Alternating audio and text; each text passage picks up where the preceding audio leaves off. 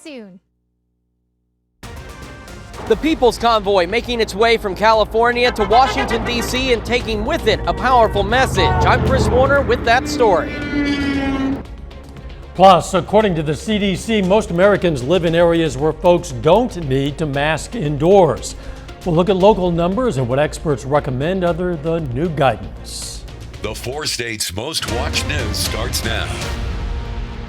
A convoy of trucks, buses, RVs, and a number of other vehicles rolled through the 4 states today. This is KOAM News at 6. KOAM's Chris Warner caught up with the People's Convoy in Veneta and has more. Mary Van Til checked her truck early Monday morning before hitting the open road again with the People's Convoy. She drove up from Florida in a company-sponsored truck specially wrapped for the drive. While she joined up in Oklahoma City, the convoy itself started in California en route to Washington, D.C. The convoy is protesting the COVID national emergency. Well, I think it's been going on long enough, and the state of emergency, the mandates, everybody's already back to normal life, so it's time that Washington sees that as well. Van Til and the other drivers rolled up I-44 out of Veneta. Along the way, they ran into a number of people lining overpasses, waving flags, and showing support for the convoy. It's amazing. It's amazing how many people are like-minded, how many people actually came out to support us. Some supporters decided to join up mid-convoy. Josh Reese brought his family down from Montana and caught up with the convoy Sunday in Elk City, Oklahoma.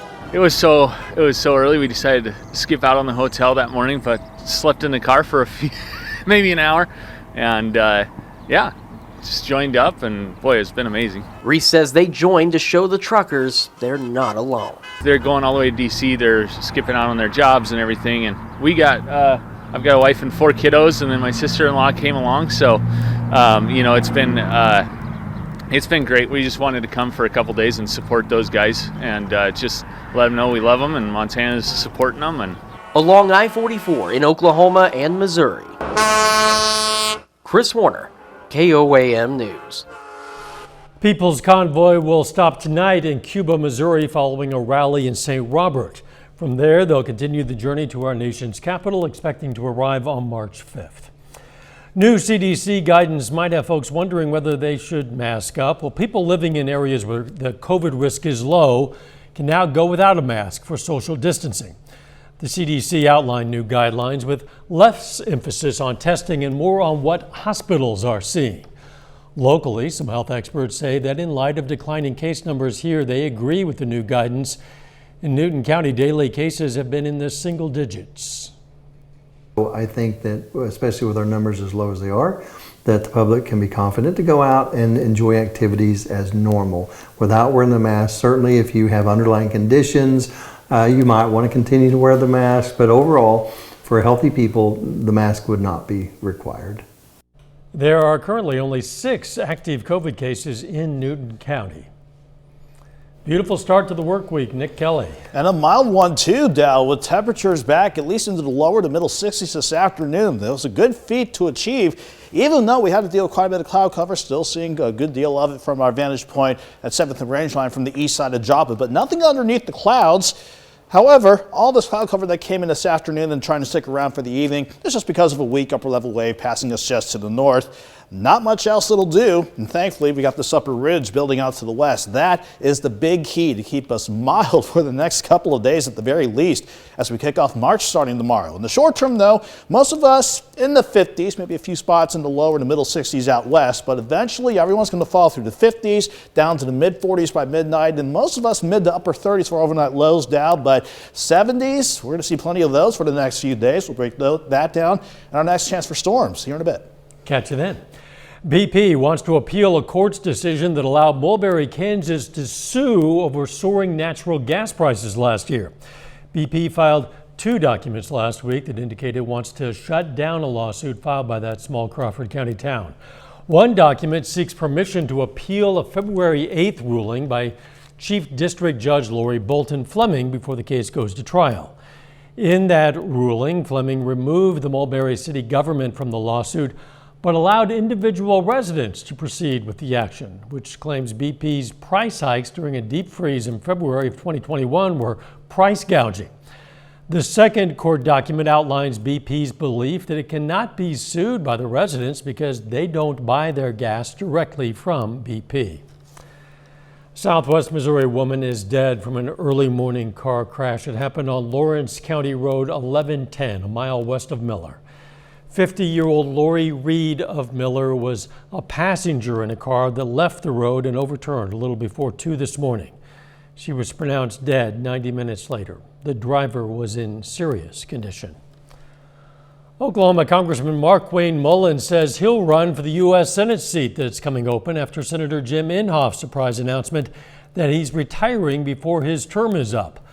Mullin said in a video message that he planned to enter the race as expected political shakeups begin. Mullin is a plumbing company owner and citizen of the Cherokee Nation. He's currently serving his 5th term representing Oklahoma's 2nd congressional district. Still ahead, Kansas City residents rallied to support Ukrainians in their defense against Russia. And later, Missouri Southern softball looks to pick up their first home win against Northern State. Crowd turned out at Mill Creek Park in Kansas City, Missouri this weekend to express support for Ukraine. The rally, organized in just 2 days by the Ukrainian Club of Kansas City, drew support as Russian attacks against Ukraine continued. Dan Cohen reports. Slava Ukraini! All we want is peace and prosperity. Hoping against hope that my country can stop this. Thousands of miles away, Ukraine remains in the grips of battle. Here at home, hundreds gathered at the Country Club Plaza to support the country. Something has to be done about this. And so I think people recognize that this is a just cause and they want to support. I was expecting about 20 people because I know Ukrainians in the area. And when I saw the amount of people here, I was very impressed. This crowd wasn't just the Ukrainian community gathering on the Country Club Plaza. People of all ages and all backgrounds showing their support on this sun-splashed Saturday for a country and a people that is still fighting for its sovereignty. Signs, Ukrainian flags from the entire Kansas City community here as they continue to show support for Ukraine as the war continues in Eastern Europe. Preserve freedom, democracy, and human rights. Then we should fight for Ukraine. We are very happy to be part of it, to be supporting Ukraine. It's still an uneasy time for many. It's a blur. I hardly sleep. I'm on the phone with my family all the time. If I'm not on the phone, I'm checking the news, reading the reports, praying. It's been very hard. I have family, a lot of family in Ukraine. A lot of them are currently in bomb shelters. But on one Saturday afternoon, those touched by conflict are comforted by community. It's amazing to see the consolidation of everybody around one idea: is freedom cannot be lost just so easily. In Kansas City, Dan Cohen. Later, Missouri Southern baseball looks to avoid the sweep as they close out their series against Pitt State. We'll have the highlights in sports. Plus, we are finally back in the mild territory. How long are these temperatures going to hold? We'll break that down and our next chance for storms next. It's the 6th annual.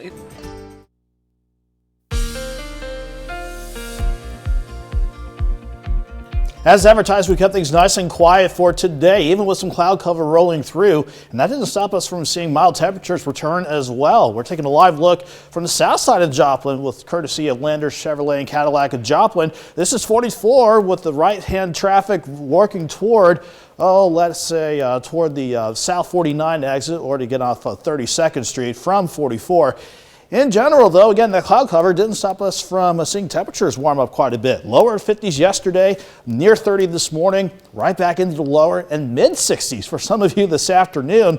And this is quite a nice way to wrap up the month of February. Of course, we all remember that bitter Arctic blast that had a stranglehold on top of the area last February during the middle of the month. But this time around, just over half of the days, 15 of the past 28, has seen temperatures above normal, and we're going to continue with above normal temperatures with a good mild stretch lined up for the next few days.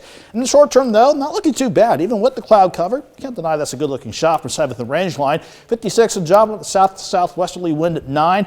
Dew point still relatively dry at 31 degrees, so our humidity as a result, 39%. So not too bad if you have outdoor plans at all this evening, but you might want to grab a light jacket because we're already starting to see some more mid to upper 50s popping up on the board. But again, these numbers have been quite impressive to see climb throughout the course of the day, but partly due to that southwest wind we had, a 5 to 15 gust trying to push near 20 or 25 at times. We're seeing that breeze die down a little bit, but even though we're going to see the cloud cover eventually break apart throughout the course of the evening, that breeze is only going to allow most of us to drop back into the mid to upper 30s for overnight lows tonight.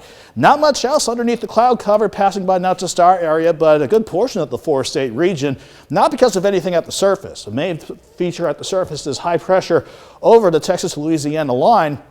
That's what's keeping our south and southwest wind in play. Upstairs is why we have the cloud cover in place. A weak upper level wave passing nearby. That's all it's going to really do. In fact, it's going to be clearing out as we go through the rest of the night. But I want to keep an eye on these upper waves out in the Gulf of Alaska because those will be driving our next best shot for any rain or thunderstorms as we go, certainly toward the weekend. But here we are at 10 o'clock. This is pretty much the point where our skies will turn mostly clear, and certainly during the overnight, all the cloud cover is pretty much out of here. So mostly clear skies to get our Tuesday morning started. And as far as temperatures go, Joplin will bottom out around 38 and mid to upper 30s in general elsewhere across the area. But everyone's going to see the numbers soar once again tomorrow with mostly sunny skies and a southwest wind of 5 to 15. I'm thinking 64 by noon in Joplin, topping out around 71 degrees. Everyone's fair game to go into the lower, if not mid 70s, before tomorrow afternoon is all said and done. Not only that, this upper level ridge building in from the west will keep us in the lower 70s for both Wednesday and Thursday. Then here comes the weekend. We're dry to start things out, a lot of cloud cover building in, but we're dry Friday. Then we got to see how these waves move on out. With the way things are looking, this could give us maybe some strong storms on Saturday and maybe another shot for some strong thunderstorms by Sunday. So that certainly fits with Doug's pattern, so we'll keep an eye on those rain chances over the next few days before we drop into the 40s on that Monday. In the short term now, March not looking bad to start things off. 71 tomorrow, lower 70s through Thursday, and even 68 by Friday. No, if you were to design some ideal days to start a new month, it would be what's ahead, apparently. Exactly that. Thanks.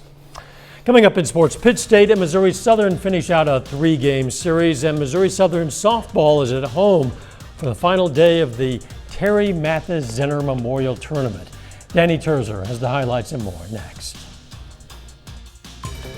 Nick Kelly is an AMS certified broadcaster today.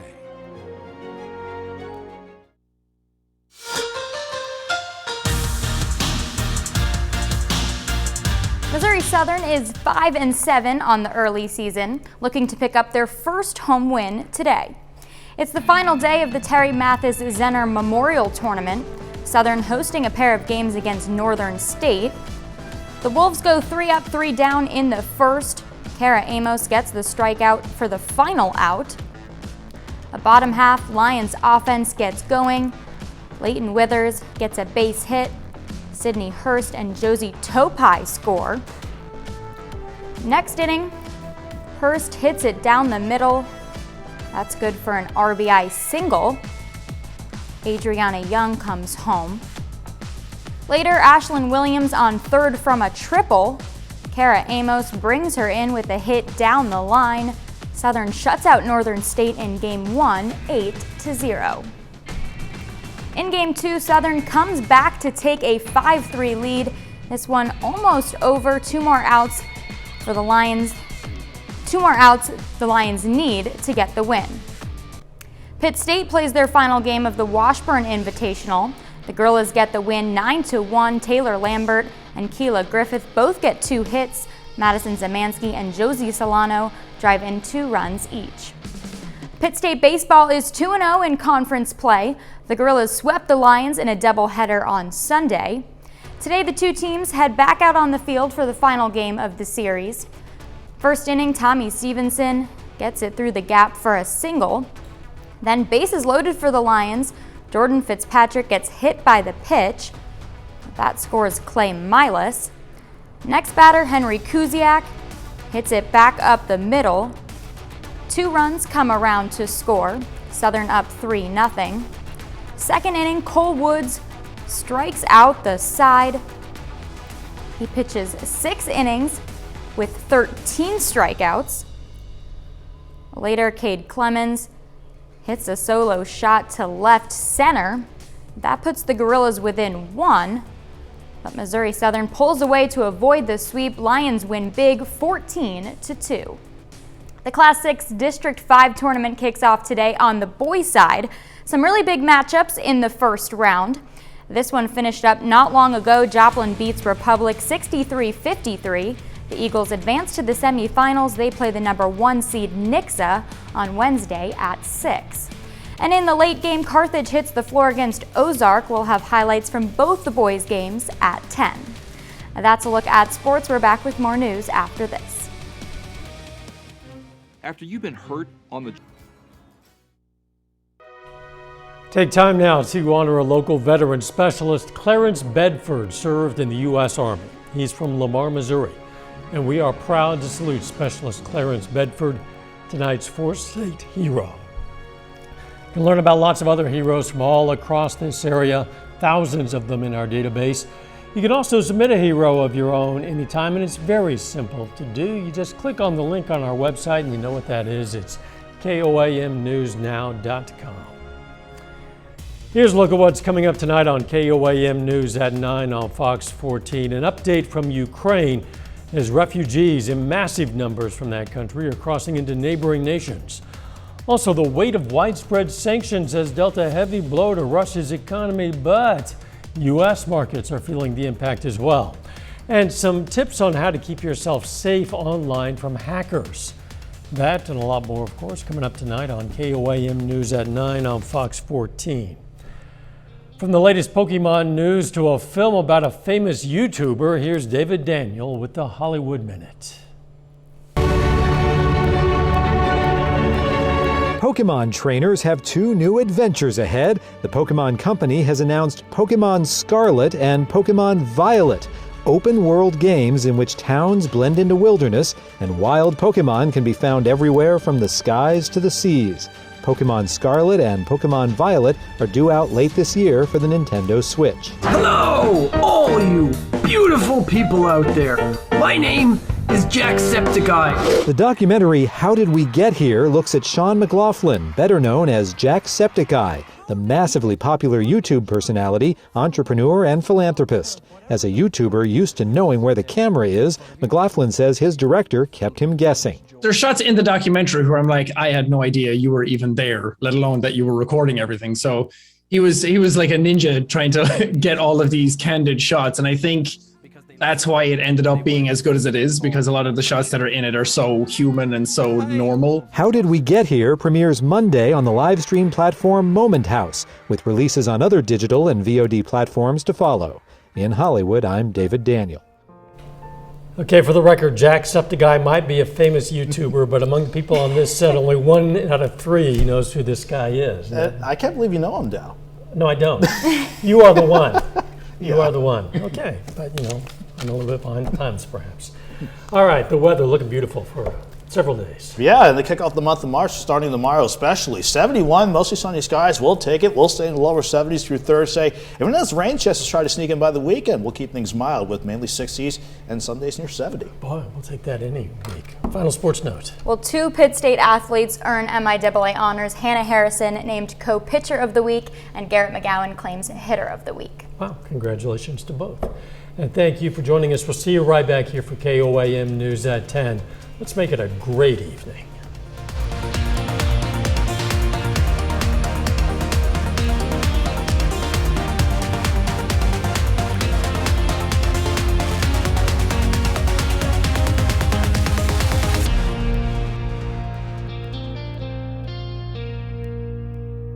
Salon service is provided by the